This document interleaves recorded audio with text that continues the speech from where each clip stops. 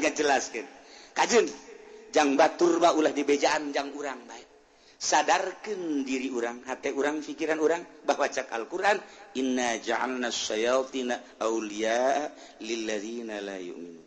saenyana kaula nu agung maha pencipta geus ngajadikeun ka setan-setan sebagai kanca sebagai kroni balad babaturan sobat nyobat da lilladzina la yu'minun ka jelema nu teu arariman asal jelema teu iman ka Allah ya ane kafir sobat setan sing hade jeung jelema eta Bani Adam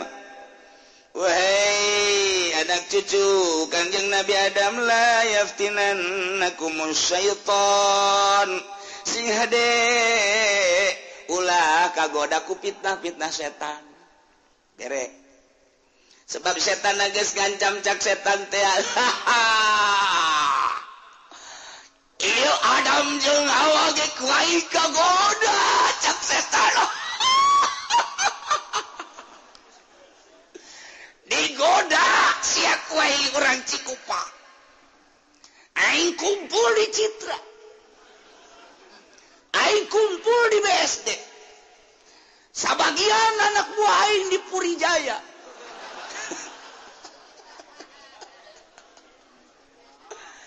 pokoknya aing wal mundur cak setan ku aing sia digoda dek di mana bae posisi sia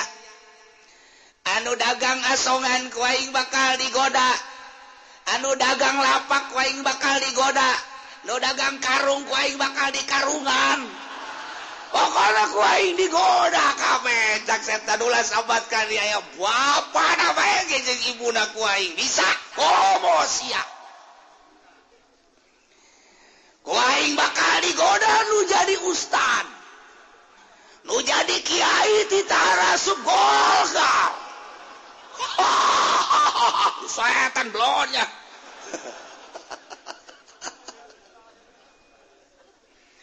pokoknya mah jelema ku aing bakal digoda ti Tangrede kabeh dengan dasar kebutuhan kita nyimpen duit di bank deposito abeh ngadaharan taina ayo wainak digara roda supaya ka Mekah melalui bank pinjaman ti bank geus teh jaho duit nu halal nu haram ku aing bakal digoda kiaina ku aing bakal dijadikeun sponsor sial teh setan goblok Masya Allah ku aing bakal digoda ku cewek-cewek bakal mararecet ge pacalan-calanana aduh apemna bakal kadeuleu ku aing ping-pingna bakal disingkap-singkapkeun ku aing dadana bakal dibuka-bukakeun ku aing aduh SMS-na dilancarkeun ku aing ujian digoda kajen ku kumaha ge geus kiai heula nu ku aing digoda ustad nu ku aing kobo tukang tabligh mah geus ku aing ceramah digoda jasa tial da setan aduh terutama nu aya di pamarentahan ti mimiti RT datang ka lurah ku aing pokona mah bakal ditiupan ceulina camat-camat bakal dituntun bupati segala gubernur komo presiden mah aduh ku aing sia bakal ditutur-tutur ke mana bae ge sia waduh teh setan sial jasanya setan di mana sia tempat sia tempat aing di Tangkal Asem Tangkal Ambon, pusatnya di Tangkal Beringin. Waduh, ya setan ngancam setan. Cek Gusti Allah ya Bani Adam, anak Adam nu aya di Cikupa, di Bojong Balaraja, Cipondo, Ciputat, Ciledug. Kos kabeh santero, Serang, Pandeglang kabeh anak Adam. Awas. Layak tinanakumus setan ulah kagoda ku pita setan sia sing hade kajenteun setan ngancam ka sia sebagai anak Adam deuk di goda siana bae ulah kagoda carana kumaha geus supaya ulah kagoda ulah boga HP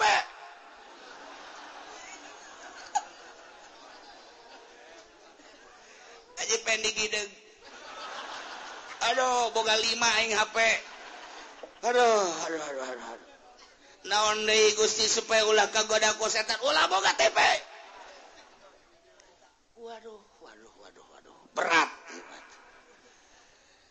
naon deui Gusti supaya ulah kagoda ku setan sing hade cek Gusti Allah ya ke heula dihareup bakal dicaritakeun godaan-godaan setan ieu mah nomor kahiji sing ada ulah kagoda ku pita-pita setan ulah kagoda ku rayuan-rayuan maut setan kama akhraja abawaikum minal jannah sakumaha setan ngaluarkeun bapa moyang anjeun di sorga kulantaran digoda ku setan ulah seperti bapa moyang anjeun nu digoda ku setan sing ada setan lantaran setan tepan baheula yanzi'an human libasahum liuriyahum sawatihima barang Kangjeng Nabi Adam jeung Siti Hawa digoda ku setan teh kapan arucutan pakaianana teh daekeun nempel di Kangjeng Nabi Adam lantaran Kangjeng Nabi Adam ditundung dek diturunkeun ka bumi libasahum pakaianana liuriyahum supaya katembong gogorengna dasar tangkorak setan nu ngagoda na akhirna atuh katembong liuriyahum sawatihima kokotor kagorengan anu aya di Kangjeng Nabi Adam jeung Siti Hawa teh katembong ku ariku gara-gara setan sebab setan main lahu yarakum huwa wa qabiluhu min haitsu la tarawnahum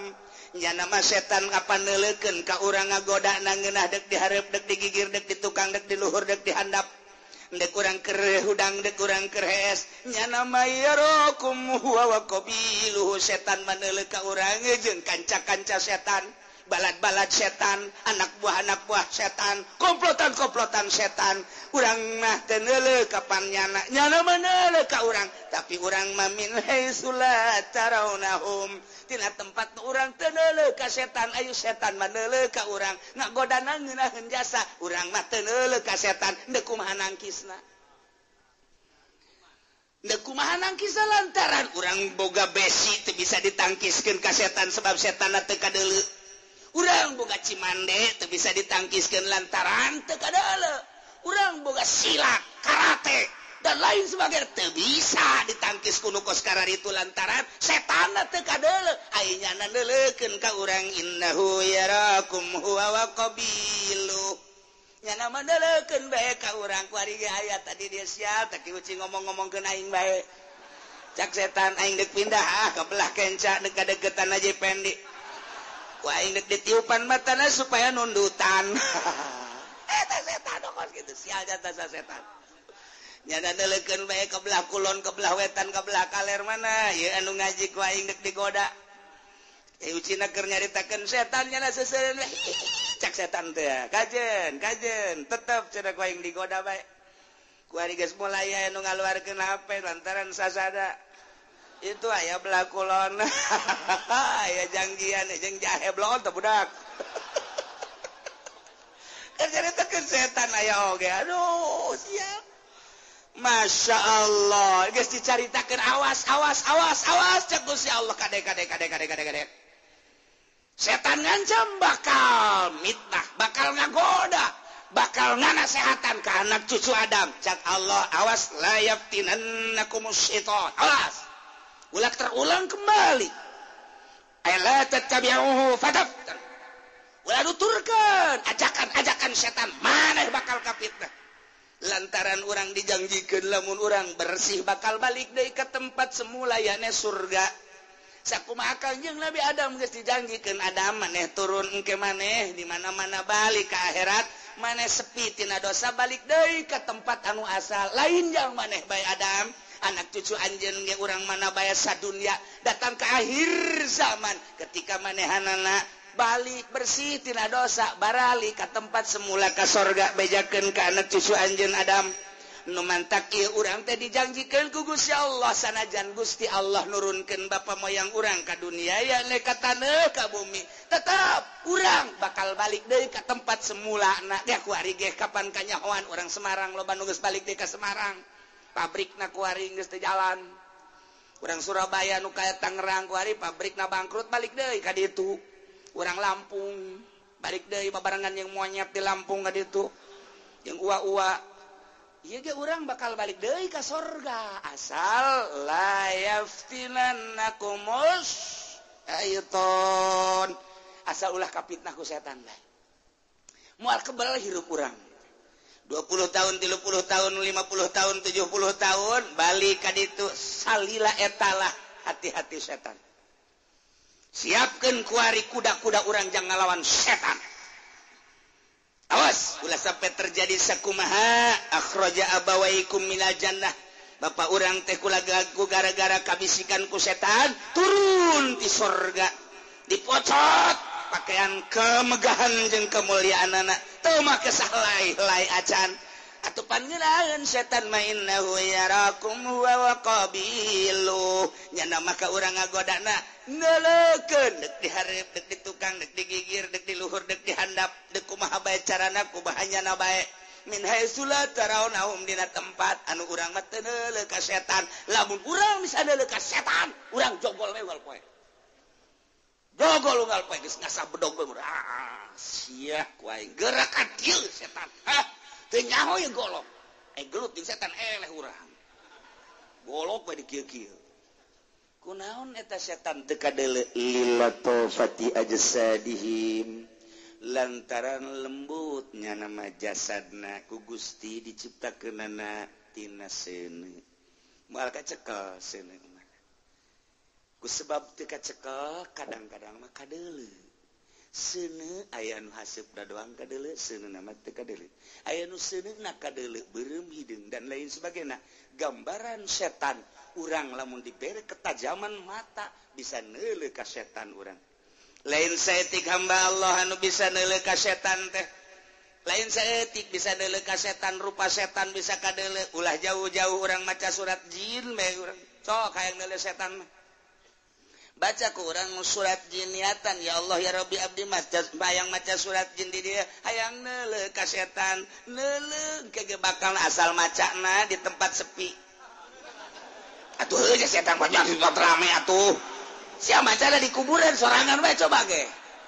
atuh cek si Junet teh mah kieu teh kudu maca surat jin teh masal cicing bege geus deuleuh heula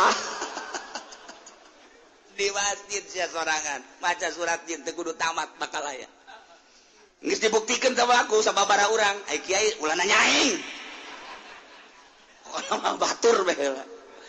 di dieu keur zaman kula leutik kena aya santri teu percaya ka surah almarhum Abah baca coba ge surat jin Gusia penta aya ta santri dibaca ku nyana menta abdi mah hayang neuleuleungeunna bae lah ulah kudu kabelegedeg leungeun we can tamat-tamat acan leungeun datang wow nyana kieu bae curugna bae sagede bitis curugna encan ieu encan ka dieu atau kelenger nyana kieu bae cak babaturan tadi pan sia baca Quran pan ieu kelenger kieu di inuman geus kebal cager kunaon sia aduh aing neuleuleungeun gure cekeun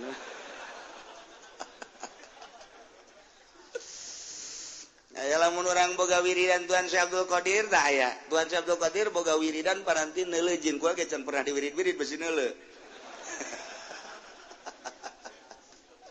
ya waduh dia ka ditu aya teh set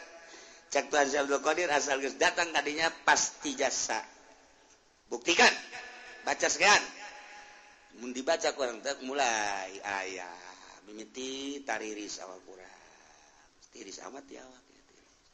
henteu kebal aya tertrek naon woi ada apa sama incuna masalah tah baru datang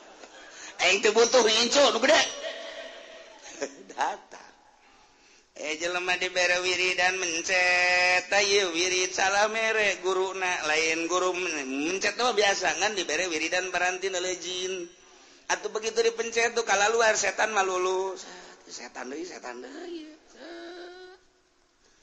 dibere neuleuh lantaran urang bisa neuleuh ka haseup bisa neuleuh ka seuneu berbagai warna seuneu kadeuleuh jin ge sarua setan ge asal urangna dibere ketajaman penglihatan aya wiridanana ulah nu borangan mah kejar di dinya sia ulah geus kono mah boro-boro maca surat jin maca alif lam mim ge geus haya karasana asal penting me dibaca maca yasin mah maca yasin a'udzubillahi minasyaitonir rajim bismillahirrahmanirrahim jam 2 macana yasin wal qur'anil hakim innaka laminal mursalin ala siratim mustaqim tanzilal aziz sadaqallah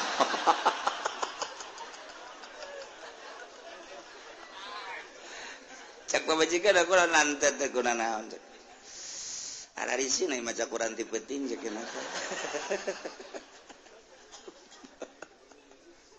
Masya Allah iya awadami alwani matawan taya rupa setan teh tuh mantak sing ada Masya Allah orang bisa dele ke setan bisa dele ke jin lamun orang dibere kecerdasan diberi penglihatan nu tajam mata teh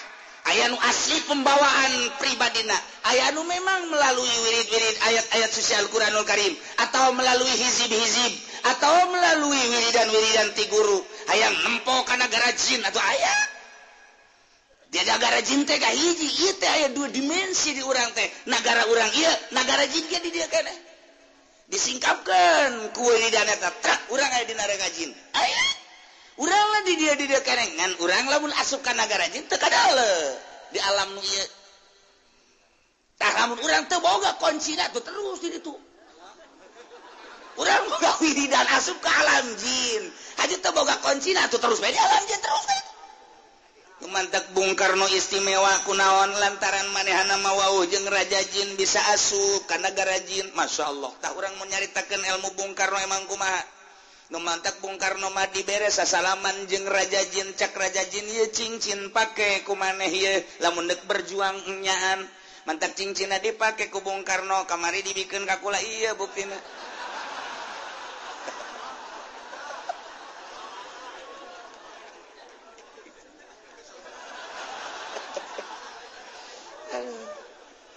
tapi bejana Bung Karno mah cincinna hideung semu biru ieu mah hejo aduh Gusti Allah tak urang menceritakan Bung Karno emang kumaha kitu bisa nagarkan rajin nu mantak Kiai Zaini mendakerep nyaritakeun Bung Karno si jelema apa lain lantaran nyana bisa asup ka nagara jin bisa wau jeung jin-jin hiji nomor kaduana baheula waktu mendakerep jadi leuweung nyana mah bisa ngobrol jeung maung eta mah di negara urang keneh kos kieu biasa tapi nyana bersenyawa jeung mau ngobrol jeung gajah ngobrol jeung buaya ngobrol Bung Karno ketika manehna asup ka nagara jin teu kadeuleu ku urang wauh lah nyana jeung raja jin moal anggeus urang nyaritakeun Bung Karno nu nyaho keaslian Bung Karno Masya Allah teu kudu Bung Karno sanajan kuari ge kuari pisan aya ieu kuari pisan ge aya anu nyahoeun nagara jin sababaraha urang hiji di Bogor geus bebeja ka kula nomor kaduana nu geus nyaho ka nagara jin teh orang Karawang emang Karawang mah meureun teu boga wiridan ge ngahiji jeung jin ieu kiai lain lalagaan di Karawang aya nu geus ngalalakon ka nagara jin nagara jin teh sarua jeung urang ngan aya kerajaan-kerajanan kerajaan jin nomor kahiji nu terbesar di Banten. Wah, cuma lain lalagaan tem. Mantak urang Banten mah kos jin kasurupan. Banten. Belah ditu Banten urang nyebrang maka parahu eta ge kerajaan jin gede keneh. Ih caritakeun urang Bogor, urang di ditu di negara jin teh loba ambalaya. Wah, mutiara, emas, perak dan lain sebagainya asal daek bae. Pakaian dan lain sebagainya mun urang mawa segede kieu bae mutiara ti nagara jin dibawa ka urang moal kaduitan aya nu ngarewas naon wiridan cenah kieu sia mah kadinya bae pan aduh terus teu beres emang budak ieu mah ieu setan ke urang nyaritakeun setan jin di nagarana ke dihareup maka mantak asa ulah ngabesan Inna ja'alna syayatina awliya'a lilladzina la yu'minun. Wallahu a'lamu bimuradi cek Gusti Allah sanyana kaula nu agung ngajadikeun ka para syaiton-syaiton teh sebagai kanca-kanca, sebagai babaturan-babaturan, sebagai kroni-kronina. Kasa lilladzina la yu'minun ka jelema teu arariman, Katolik teu iman ka Allah, Protestan kafir pokona mah, Yahudi Nasrani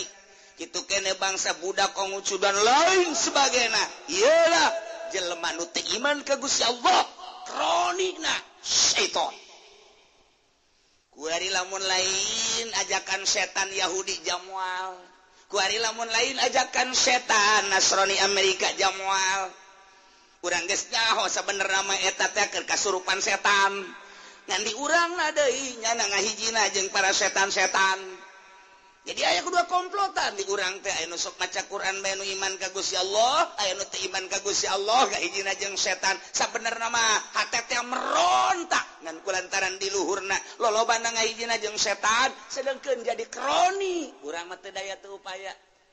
Kasimpulanana setan ngagoda ka makhluk nu hirup anak cucu Adam, nyana ngahiji jeung para kroni-kronina nu jadi kronina ialah jelema-jelema nu teu iman ka Gusti Allah, teu iman ka Kangjeng Rasulullah, teu iman ka Al-Qur'anul Karim, asal aya kafir eta kroni setan.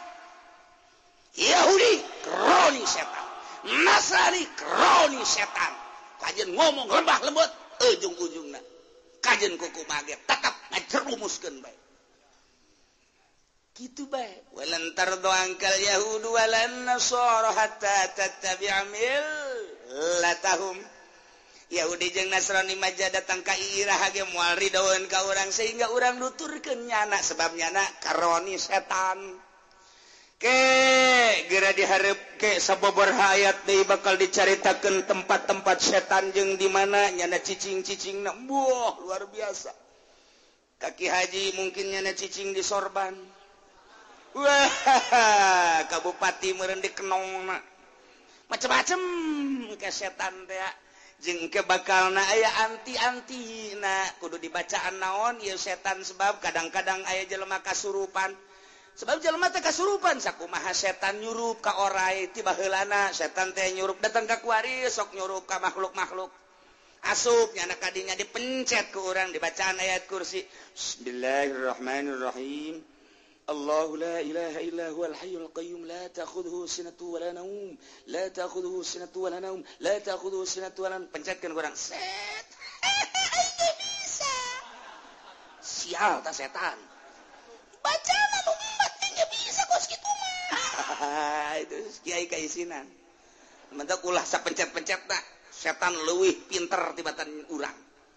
kudu make antina. Tanya kiai kok bisa kos kitu teh di puasaan sapencet-pencetna atuh aya setan mapan puasa bae nya mariaboh.